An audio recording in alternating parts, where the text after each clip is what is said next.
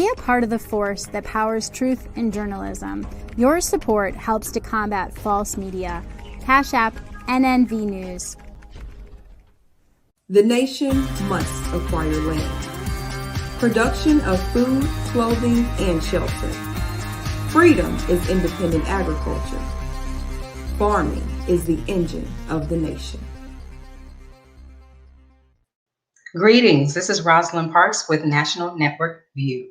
I'm filling in for Patrick Muhammad today, but first we're going to begin with the Engine of the Nation report.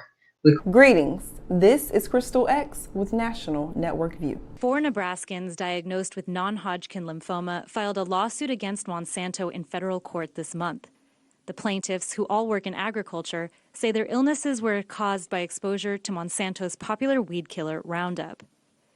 According to the lawsuit, Monsanto has concealed or systemically tried to discredit research that links glyphosate, the active ingredient in Roundup, to cancer. So we're at the Elephant Gardens at our market, and I want to bring to your attention our J&S sign, which is basically just natural stuff. That means that we don't use any synthetic pesticides, fertilizers, chemical additives, or dyes. Our seeds are non-GMO, certified organic seeds, and we don't irradiate or spray our food with radiation or expose our food to radiation. And so that's really the criteria for organic. But we decided at Elephant Gardens to come up with our own term, which is J&S, just natural stuff, because we know what we do and our community trusts us, and we don't need the USDA to rubber stamp us with their certified organic, because we're committed to that on this farm, and that's what our J&S sign stands for. Thank you for tuning into NNV News. This is Crystal X with nnvnews.com. Thank you, Crystal. Thank you for tuning into NNV News. Here with us today is the owner of Fresh Life Organics. Fresh Life Organics is an organic produce company and agricultural consulting firm with locations in Houston, Texas, Mississippi, the DMV, and Louisiana. Here with us is Jeremy Peaches of Fresh Life Organics. Welcome, Jeremy. How you doing today? I'm excited to be here. Good. We're excited to have you, and thank you for joining us.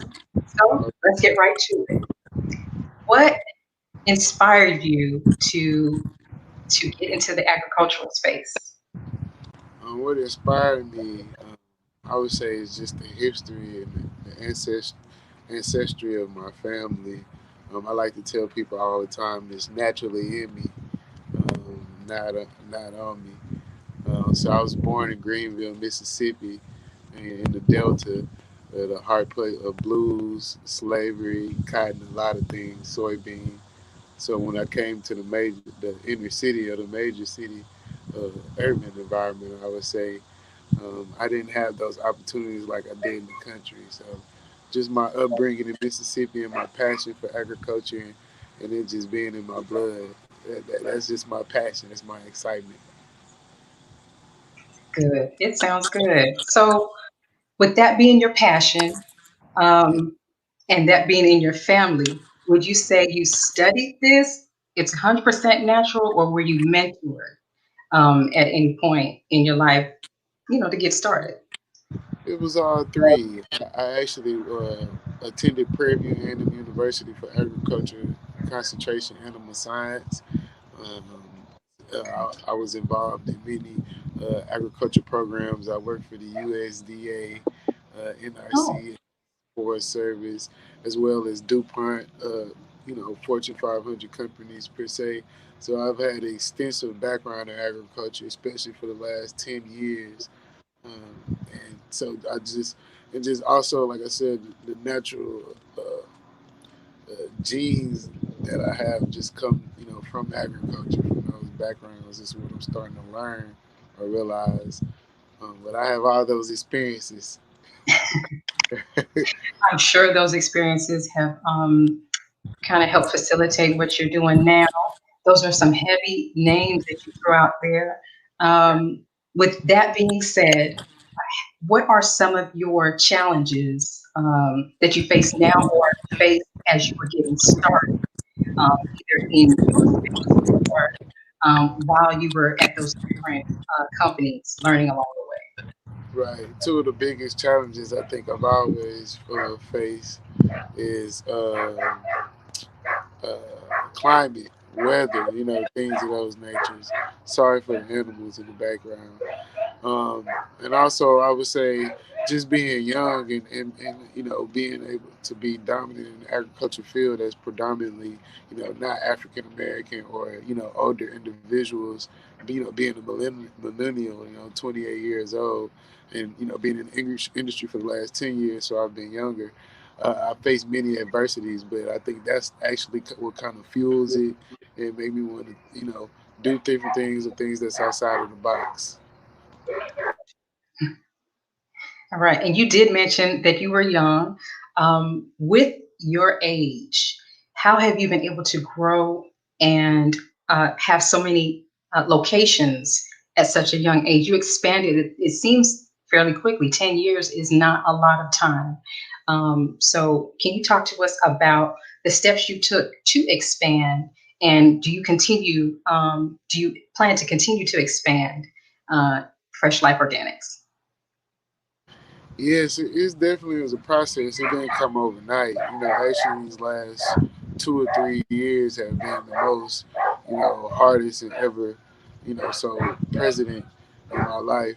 But one of the things that I've always utilized was, relationships and people around me. I tried to always look in a network type mentality and connection because farmers and being in the agriculture industry, you need other people. Some things or some people might not have what you have, or somebody may have some of the things that you need, and if you come together and if it's a strong unit, you can be able to go further. So I've utilized this mentality and a networking model to go to different cities and places throughout the U.S. and allow people to, help them, make their dream come true or get their operations going. So, not necessarily saying, hey, I have to be the big guy, but thinking in the mentality of how can we network and we can help each other to make a model, and keep growing. That's right. That's right. Okay, that's a good answer. I went to your Instagram page and I took a look at some of your crops. What would you say is your favorite or your best, your favorite crop? I saw that you have watermelon, some herbs. What else do you have on the farm, and which one of those is your favorite? Well, right now it's the cold weather season, so I have radishes, collards, mustards, kale, turnips, things of that nature. But my favorite thing to grow is radishes because they grow quick, about every 25, 30 days. And I love growing okra as well in the summertime because it's the only thing that can withstand. One of the things I'm starting to notice is just about, high seas, the small and large they are, and, where they're originated from. So I'm getting more into like the natural and native seeds, right? And like I said, I'm starting to love okra. I just realized that seed came from Africa over here to the Americas. All right. I'm still working on my taste for okra, but I'm sure it's coming. It's very good for you, from what I've heard. All right. With your expansion, what are your 1, 3, 5 year goals or plans? Something in the near future. What do you have on your plate? Right now, I would say my next 1 year goal is to finish, building out a ag hub or ag pod, and that's basically where you can have packaging, processing, all these, value added things that farmers need outside of just, planting in the field. There's other processes that's needed, in between the farm and the table. I would say that's my 1 year goal. My 5 year goal is to be able to build a network, especially here in the South, to be able to grow some specialty things and more, sustainable ways of growing in aquaponics, hydroponics, more in the rural South in some of these abandoned warehouses and buildings. And I'll say my 10 year goal is to, you know, be able to be fully vertically integrated, creative jobs, full strong network, um, and fight some of these things that we're going through with climate change. That would be my 10-year goal. We got to get there by 2030. Right. Now you mentioned specialty things. What types? Can you give us some examples of the types of foods would be considered specialty? The USDA have classifications of specialty foods. That's good and all, but I would say crops in terms of that's hard to get, hard to find in certain areas or regions, right? So or that wouldn't be able to grow year round. So growing in sustainable methods like aquaponics and hydroponics allow you to grow certain lettuces, leafy greens, hemp production, things of that nature. Also, growing in things that's not native to the U.S. but maybe native to other countries and regions. That foods that pair well with African descent and things of that nature that's just not of the norm that you see in the grocery store. Okay. All right. Now I've heard you mention um, foods from Africa a couple times so far, so I can tell that you're excited about learning more or getting back to your roots, literally. So, with that being said, aside from okra, what other foods have you researched, studied, and intend to bring over to your farms? I wish we could grow, cacao or cocoa here in the U.S. More moringa. I love moringa. I think it's the tree of life. There's a lot of things that can come. Ashwagandha, and just things that I'm not really familiar with. I'm more interested in just bringing that over here. Here in the U.S., especially in Texas, uh, major in Houston, a major large city that have different ethnicities. Callaloo, things like that from Jamaica. So it's these people of color that or just traditional African Americans. These things that we've eaten that's in these other countries, and we have people over here. So let's bring some of these foods over to make it available in the market per se. Right. Right. All right. Well, with climate change, which you mentioned earlier as well, have you experienced some maybe stalls in crop growth or any issues with climate change since you've been in business?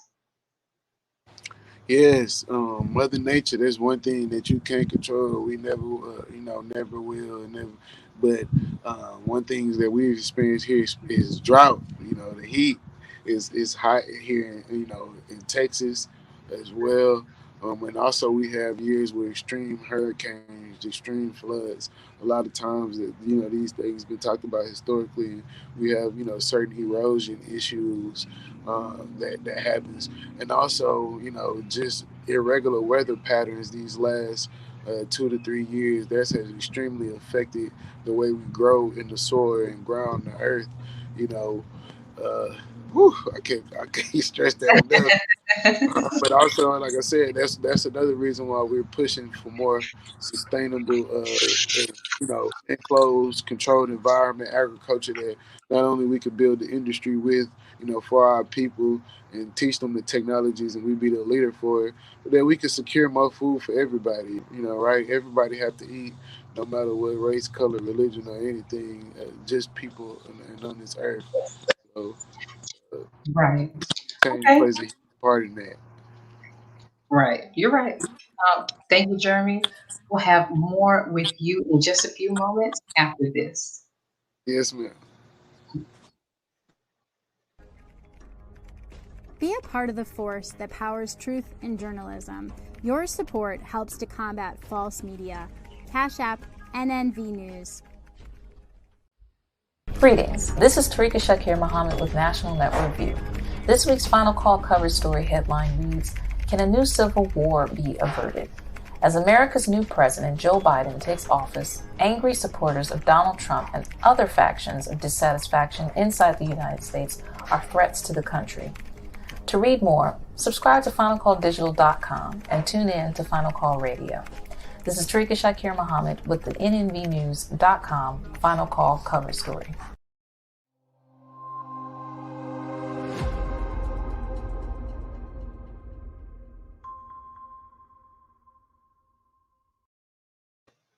Thank you for turning into National Network View. I am Rosalind Parks, and here speaking with us is the owner of Fresh Life Organics, Jeremy Peaches.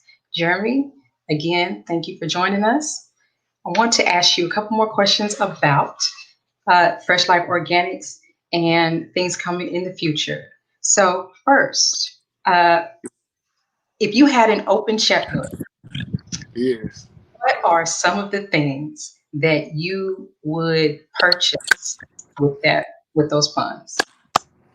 If I would have an opening checkbook, what are the things I would purchase with currently right now? Yes. Uh, it I would fund the model for this agriculture hub or pod um, uh, model or system of farming, and and the reason why I would do that because it would create so many jobs and so much change and produce so many food, really create a model to feed our people. Right? Because like we dealing with COVID-19 with food, people in food lines, scarcity, people need jobs, and just dealing with the international import export laws where we are with agriculture in the U.S.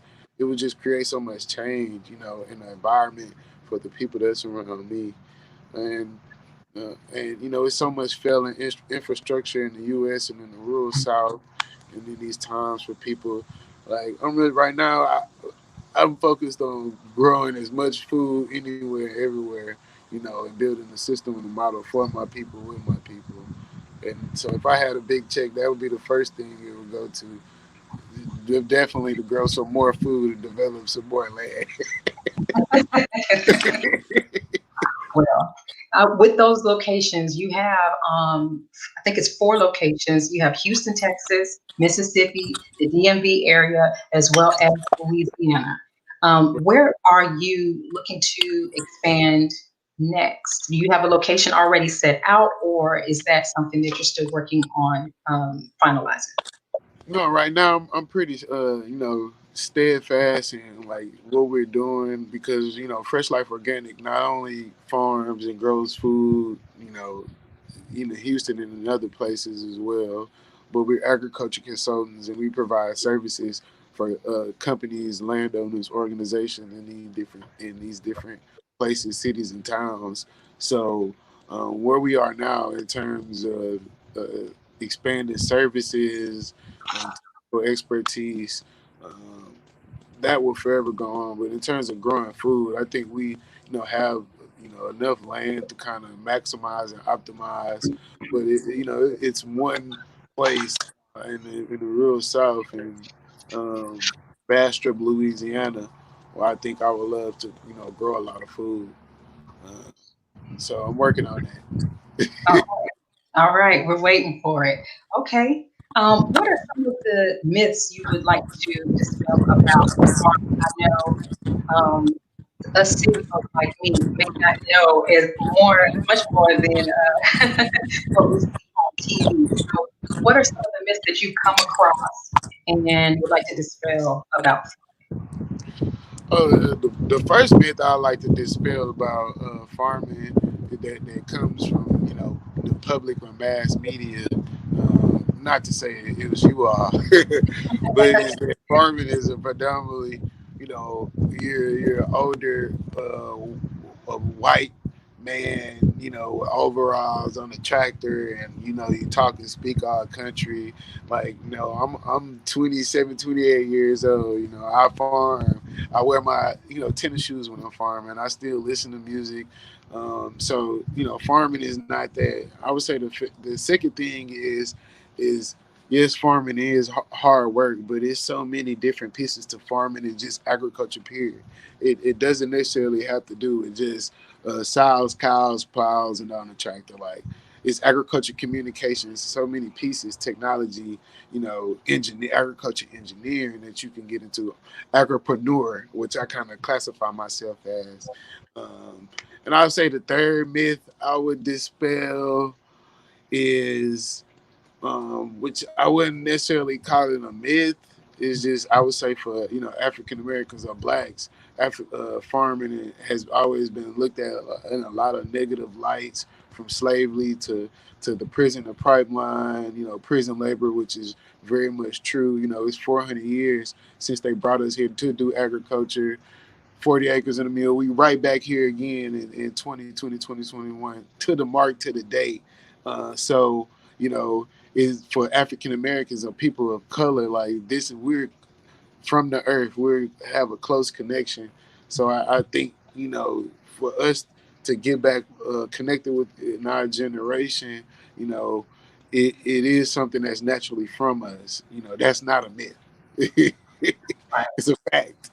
That's So right. let's get back a little bit to it. Let's go back. All right. Well, now you listed a couple of terms that I have never heard of. I think you said what'd you say? Agripreneur. So if you're an entrepreneur, just put agriculturepreneur. Okay. All right. Well, that I know that you said that you just consider yourself, but some of the other things that you mentioned were like engineering and things like that.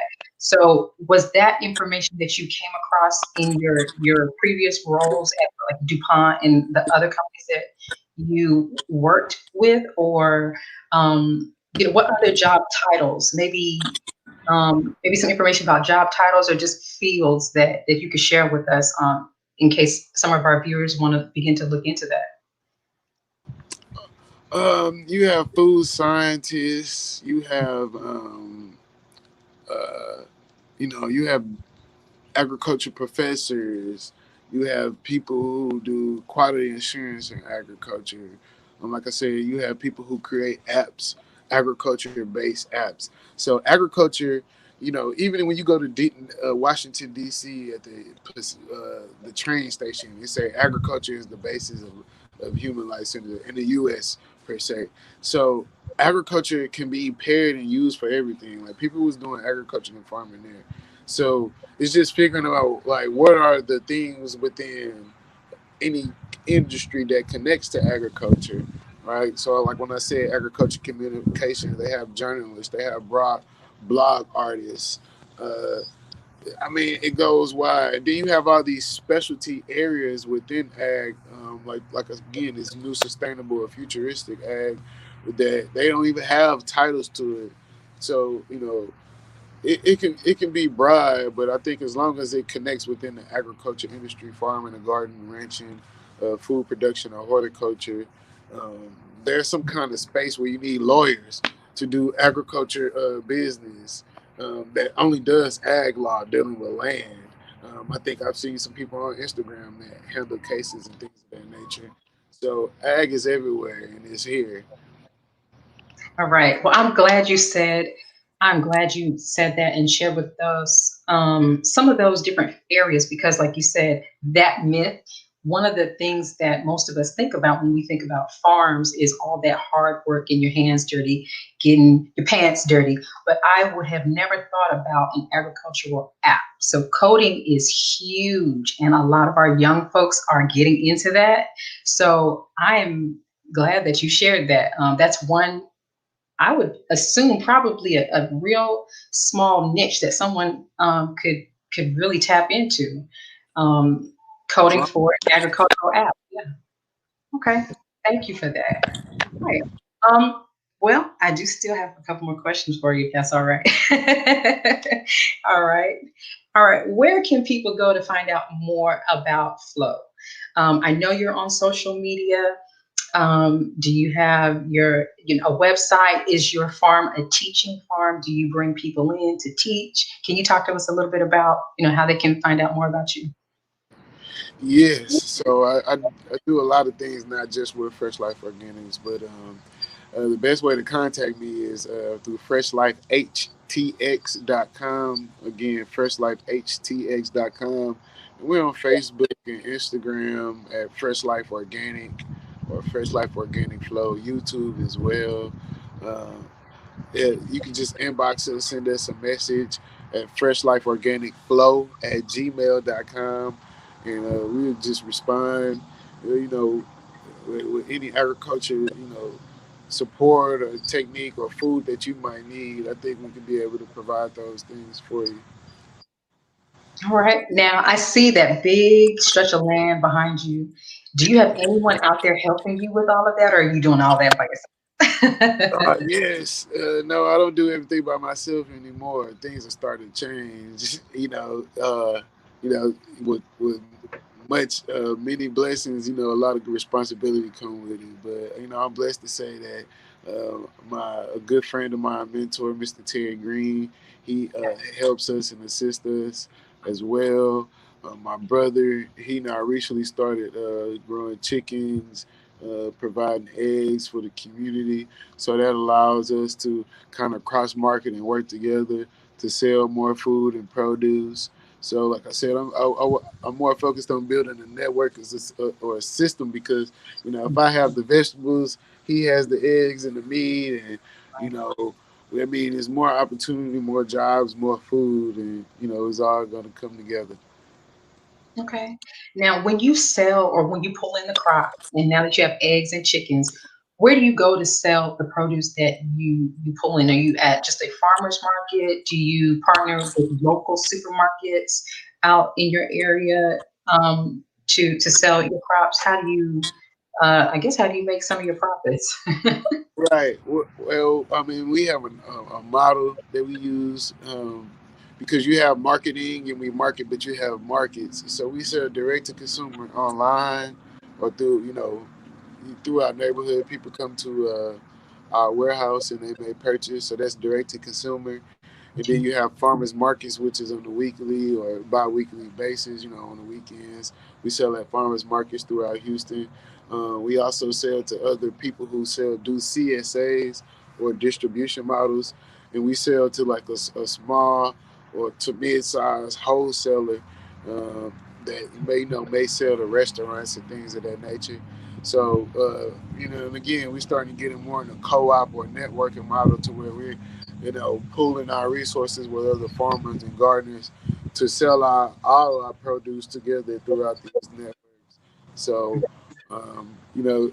these days I'm doing more, like I said, the logistics and storage Right. versus the growing and harvesting. And like I said, it's a blessing too because that means we're growing and we're able to create jobs and create more food for the people and for the community. Now, with that, I know you mentioned the co-op.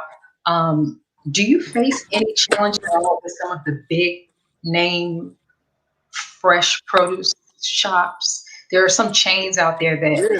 market uh, organic food products and things. So I wanted to ask about, what challenges you face when it comes to your crops versus theirs.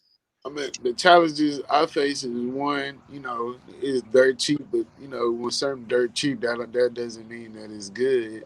The second thing, we have a challenge with is, third party organizations who are, you know, nonprofits, not necessarily in the for profit industry. So because they have strong relationships, political ties with distributors or certain things of that nature, they're the first ones to get certain contracts or to be able to have a network. So that's some of the things that we face, a lot, especially in not only a minority organization, but we don't have big funding around behind us, or we're not and there's nothing wrong with nonprofits. Just one puts in tax base in the community and what kind of takes one out.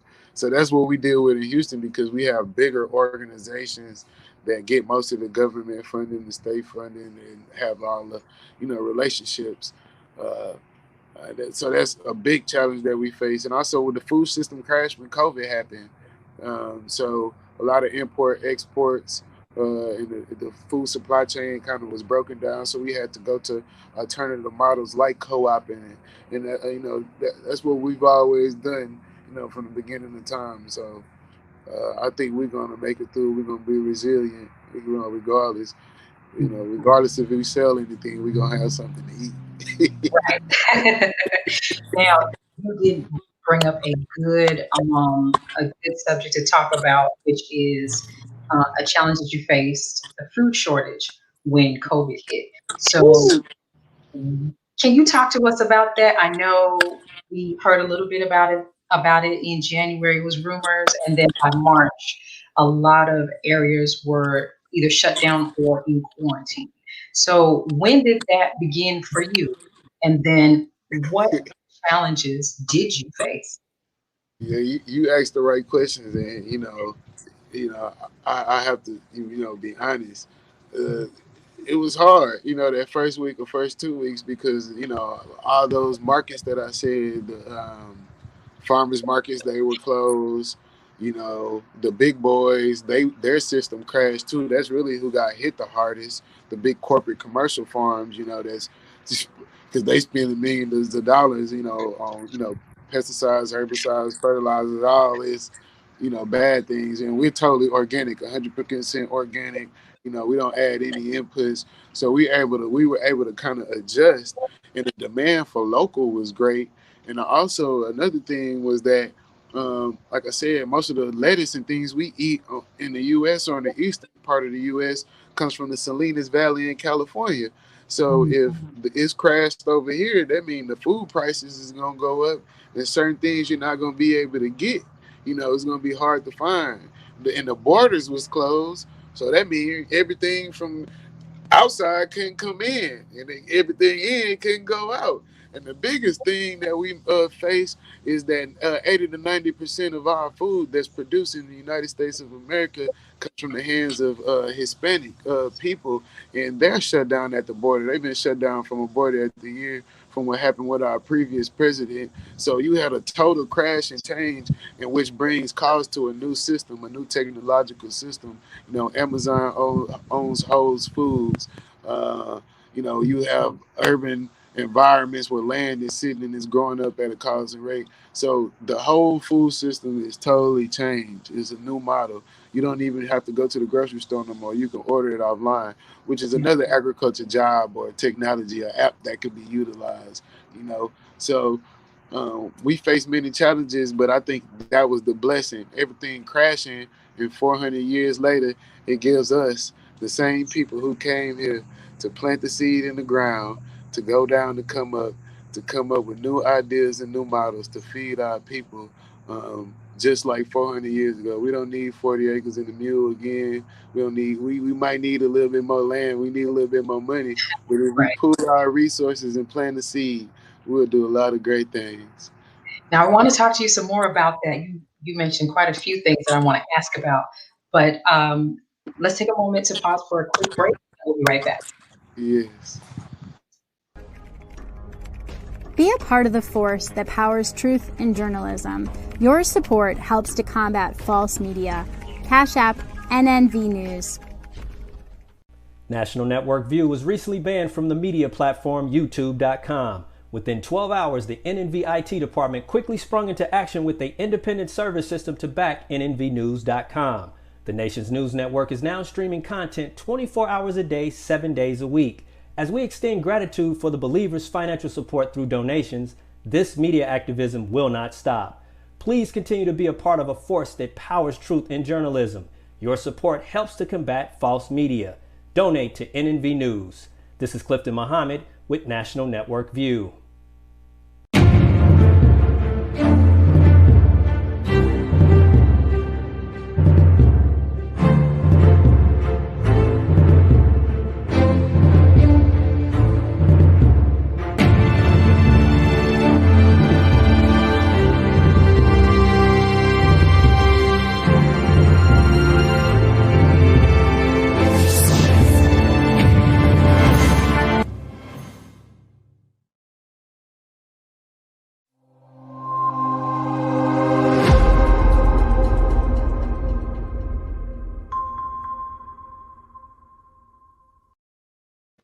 This is Rosalind Parks with NNV News. I'm here with our guest, Jeremy Peaches of Fresh Life Organics.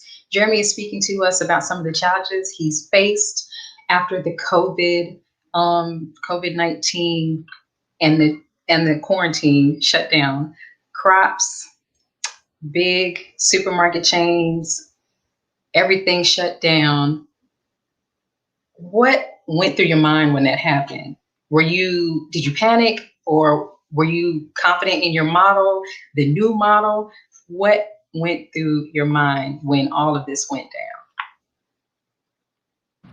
You know, I panicked. I would say it's normal human reaction to panic. You know, because I think when the pandemic just started, I just spent a lot of money on seed. You know, seed not expensive and they good seed hard to come by. But I would say the next day I kind of calmed down because I looked at it as a great opportunity because again, scarcity. So it brought a high demand instantly. I remember the next 2 days. Uh, Again, after me thinking this, I think an article came out about a lot of farmers throwing their crops and things out. We started donating, giving out more food. And like I said, just doing things that wasn't traditional from the normal model of farming and agriculture. And I think that's what moved us along, which was good because the system kind of needed a change. Okay, with that reset, I would say I'm imagining you feel like it's put you at an advantage. Would that be true? Uh, it's put us at an advantage in terms of our model, but as well, I think we're always humble. In agriculture, you have to be humble because anything can happen. Like I said, it was just hot yesterday. It's cold now here in Houston. The weather can change. Anything can happen. So you're not exempt from universal law. So he's very, very humble. Now that you say that, with agriculture being such an unpredictable field, It's unpredictable. you know, did you face anyone telling you, hey, well, just go get you a corporate job, or kind of questioning why at such a young age you decided to take this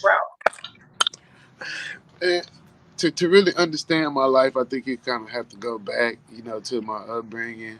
Um, you know, I was like I said, I was born in Greenville, Mississippi. That's the rural South. My mother was a single mother. I remember her, going to college and me being in college with her, being young.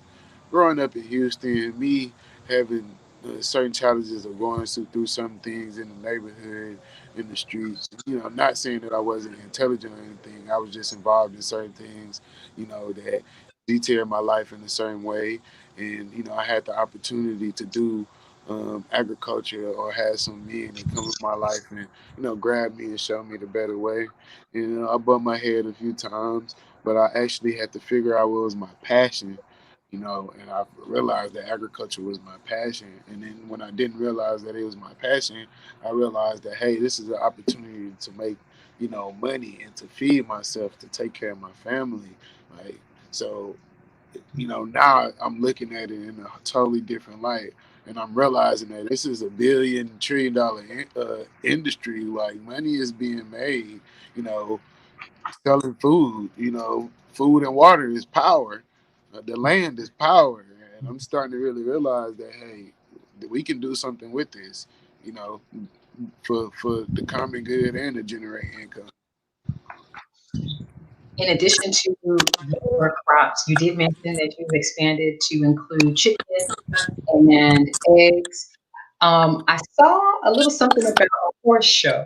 Can you can you elaborate on the horse show? Explain to us where the horses come from and what takes place on the horse show. So horses come from. I mean, if anybody, and I'm not if we broadcast across America or international. If you've never seen horses in the inner city, I mean, you can pull up to a fast food restaurant on Sunday, see people ride horses. Come to Houston. You have Tennessee walking horses and quarter horses. We have a huge horse culture. Ropers, the American, African American cowboys down here in Texas, in Houston, in the urban city. So horses, they come from the Spaniards. You have a myth about, or not a myth, stories about Indians and riding horses. But in Right. Houston, we ride horses, and rope and rodeo. So I grew up riding Tennessee walkers, training horses, doing horseshoes, being a farrier. So like I said, at a time of my life, um, uh, I had to get out of school, and go to the horse stalls and clean the horse stalls and train the horses and, put shoes on them.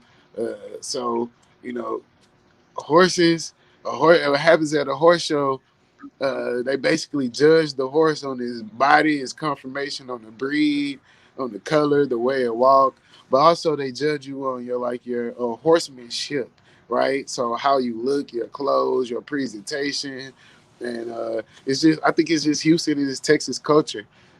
So yeah, I love horses. It's more my other passion. All right. With the horses, are there any other animals on the farm? Are you planning to add more cows? What other animals are you planning to add to the farm? So currently we have goats as well. We have Nubian goats. We have like 1 or 2 milking goats, but we have primarily meat goats, boar goats, just the chickens as well. The cows, yes, we plan to get more cows. Later on when we expand and get more land. I have a lot of friends in Central Texas that have huge, big ranches.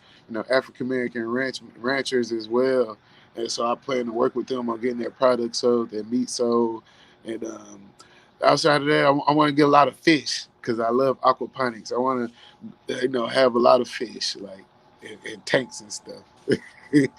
Right. Now, these buzzwords that you keep throwing in there, aquaponics and hydroponics, what are those? What do those mean? And what is the difference between the two? The difference between aquaponics and hydroponics: aqua means fish, ponics means systems, hydro means water, ponics means systems. So with hydroponics is only water, while aquaponics is fish and water, and it's in a recirculating system that allows you to raise fish, whether for fertilizer to feed the plant, because their waste has 13 nutrients needed to grow plants, right? So fish waste is very strong. It's similar to growing rice. It's similar what the Aztecs and the Mayans did with recirculating water to be able to grow food. Is exactly that same knowledge or thinking of technology. So aquaponics and hydroponics, you don't use as much water. It's all a natural system. The plant only takes what it needs. It grows at a faster rate in a more controlled environment. So I think, as we fight climate change and controlled environment agriculture happens, we can be able to utilize systems of technology like these to grow certain crops, right? But also to heal the land, because we're not using chemicals to use these systems. They are natural, just like, God intended. Okay. Thank you for the explanation. I did not know that fish waste was actually more, I guess, better for the environment than what we standardly see, which is cow manure. That's the only waste that I'm kind of familiar with. Right. So, with that being said, are you taking precautions to, I guess, monitor your carbon footprint? Is that the idea behind the aquaponics and the hydroponics? Right. We want to minimize our carbon footprint. What we mean by that, by disturbing the soil as much, releasing most of these things back into the atmosphere. Using chemicals that's creating runoff into our waters that create more emissions or issues. With people health, especially some of the things that we're seeing these days. As well, and also not using a lot of inputs or energies to be able to produce and fuel these systems, or cutting down on the transportation, like I said, because if we're growing more local, more urban, and within our radius and environment, like I said, most of the food, the things that we eat, they have to be trucked and processed, and these same things are going off into the atmosphere, and so we can be able to farm environmentally friendly as well. I mean, think we've done it for years. Our ancestors have done it. So I would say these are new models and systems that we can utilize to grow food more sustainably. Okay. All right. Well, I appreciate you coming here and spending this hour with us, talking to us more about agriculture and agripreneur. Did I get it right? Yes, agripreneur. agripreneur, hydroponics, aquaponics, and all of the different areas that we can go begin to fill those spaces up as Black people. So would you please give us your contact info one more time? How can we reach you and how can we learn more about Fresh Life Organics? Yes. So if you want to contact me, you can contact me at freshlifehtx.com. Again, freshlifehtx.com. We're on YouTube, Facebook, and Instagram at Fresh Life Organic Flow. You can just Google us or Google me, Jeremy Peaches, and Fresh Life Organic in Houston.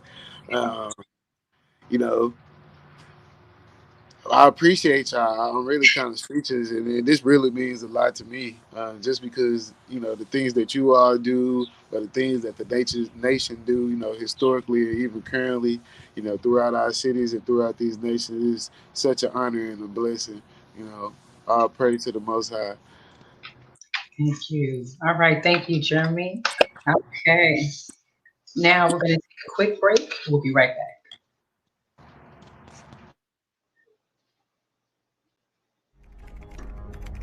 Be a part of the force that powers truth in journalism. Your support helps to combat false media. Cash App, NNV News. It's a truth universally acknowledged. That doesn't make me racist. The decline. Greetings, this is Clifton Muhammad with National Network View.